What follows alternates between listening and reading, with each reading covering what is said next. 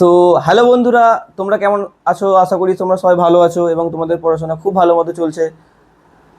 আমি শুভজিৎ, আর আমি চেষ্টা করব ল শেখানোর, এবং তোমরা শিখবে ল তোমাদের নিজের ভাষায়, বাংলা ভাষায়। তো আজকে আমরা জানবো যে ল কি এবং ল বিস্তারিত সমস্ত রকমের তথ্য কিছু অল্প সময়ের মধ্যে। তো দেখো, ল কি? ল এমন একটা জিনিস যে আমাদের সোসাইটিতে যেখানেই যাই না কেন আমরা দেখতে পাবো ল।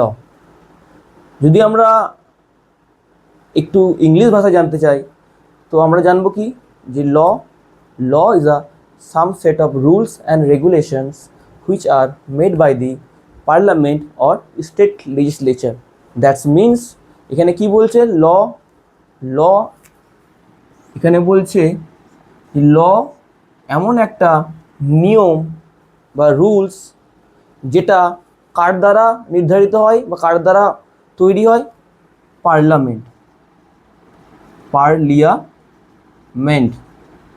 or the state legislature।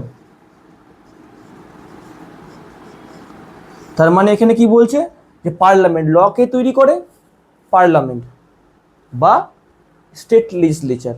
তো ল এদের দ্বারাই তৈরি হয়। তো ল এমন একটা জিনিস যেটা নির্ধারণ করে আমাদের সোসাইটির নিয়ম কানুন, বিচার ব্যবস্থাকে, সমস্ত কিছুকে নির্ধারণ করে। তো আমরা যদি একটু ডিপ জানার চেষ্টা করি যে হোয়াট ইজ ল এবং লয়ের কী কী টাইপ হয়, তো আমরা জানতে পারবো যে লয়ের কী কী টাইপ হয়। আমরা একটু আসো দেখি। তো বন্ধুরা, আমরা দেখব এখন যে লয়ের কী কী টাইপ হয়। ল সাধারণত দুই ধরনের হয়। দুই ধরনের মধ্যে এক ধরনের ল হচ্ছে সাবস্ট্যান্টিভ ল, আর একটা হচ্ছে প্রসিডিউরাল ল। আরে এটা আপনি কি বলছেন? আমি তো কিছু বুঝতে পারছি না। কি সাবস্ট্যান্টিভ আর কি প্রসিডিউরাল? অসুবিধা নেই, আমি আছি, তোমাদেরকে বোঝাবো খুব সহজ ভাষায়, এবং তোমরা একবার এটা বুঝবে তোমরা সারা জীবন মনে রাখবে। দেখো, সাবস্ট্যান্টিভ ল মানে কি? যেই সাবস্ট্যান্টিভ ল যেখানে লয়ের মধ্যে বলে পার্টির রাইট, লাইবিলিটি অ্যান্ড অব্লিগেশন। তাহলে এটা কি সাবস্ট্যান্টিভ ল? যখন আমরা জানলাম সাবস্ট্যান্টিভ ল এর মধ্যে আমাদের কি বলছে, যে right, liability and obligation. Substantive law কি? দেখো, সাবস্ট্যান্টিভ ল যে সমস্ত ল আমাদেরকে বলে আমাদের অধিকার, আমাদের দায়িত্ব, আমাদের কর্তব্য। যেমন ইন্ডিয়ান পিনাল কোড বা বিএনএস। বিএনএস কি বলে? সাপোজ মার্ডার কমিট হয়েছে, তো মার্ডার কমিট হলে কি হবে? তার পানিশমেন্ট কি হবে? তাহলে কি বললো আমাদের আইপিসি? কি বললো? Punishment. Suppose Indian contract act 1872 কি বলে? এ বা বি এই দু পার্টির মধ্যে যদি কন্ট্রাক্ট হয়, যদি কোনো পার্টি ব্রিচ করে কন্ট্রাক্ট, তাহলে কি হলো? আমরা তার এগেনস্টে সুট ফাইল করতে পারবো। তো সিমিলারলি সেই জিনিসটা বলছে আমাদের রাইট অ্যান্ড লাইবিলিটি। লাইবিলিটি মানে কি? দায়িত্ব। রাইট মানে কি? অধিকার। তো যে সাবস্ট্যান্টিভ ল, তাহলে কি বলবো?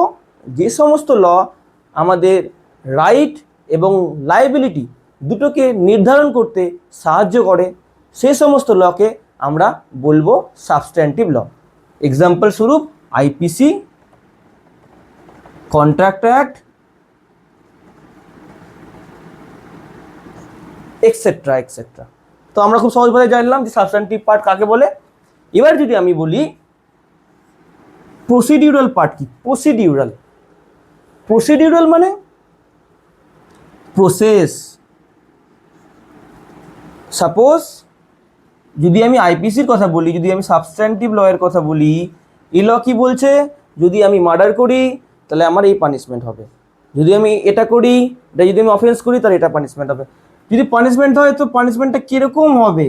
তার প্রসেস, দ্যাটস মিনস কোন কোর্টে থাকবে, ট্রায়াল কোথায় হবে, কতদিন পুলিশ কাস্টাডিতে থাকবে, এক্সেট্রা এক্সেট্রা এক্সেট্রা।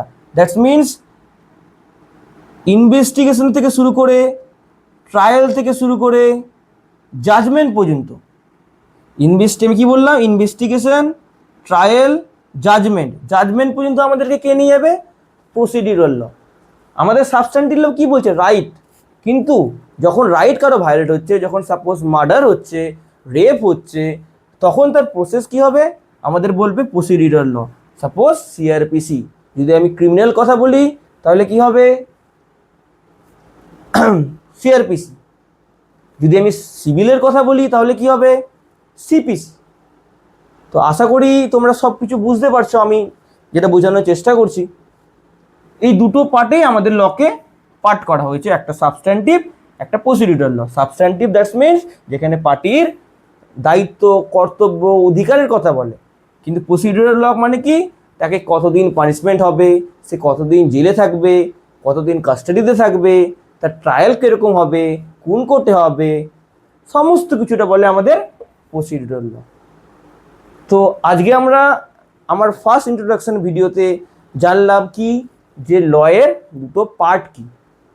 তো একটা সাবস্ট্যান্টিভ, একটা প্রসিডিউরাল ল, খুব সহজ ভাষায়। তো তোমাদের যদি কোনো ডাউট থাকে এই লয়ের দুটো পার্ট, একটা সাবস্ট্যান্টিভ, একটা প্রসিডিউরাল ল, তো অবশ্যই আমাকে কমেন্ট করে জানাবে। আমি চেষ্টা করব এই ভিডিওর মাধ্যমে তোমাকে আমি পুরোটা ক্লিয়ার করে দেবার।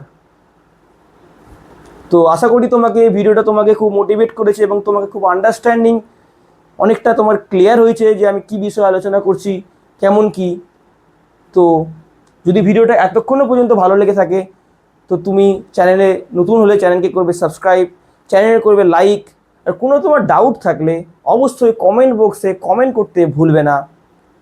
সাপোর্ট করো এরকম আরও নতুন নতুন ভিডিও, নতুন নতুন concept, IPC, CrPC, contract, A to Z আমি চেষ্টা করব তোমরা জানবে তোমাদের নিজের ভাষায়, বাংলা ভাষায় ল, এবং খুব সহজ ভাষায়, উইদাউট এনি হেজিটেশন। তো আমরা দেখা করব আমাদের নতুন ভিডিও, নতুন টপিক। ততক্ষণের জন্য tata, take care, bye by.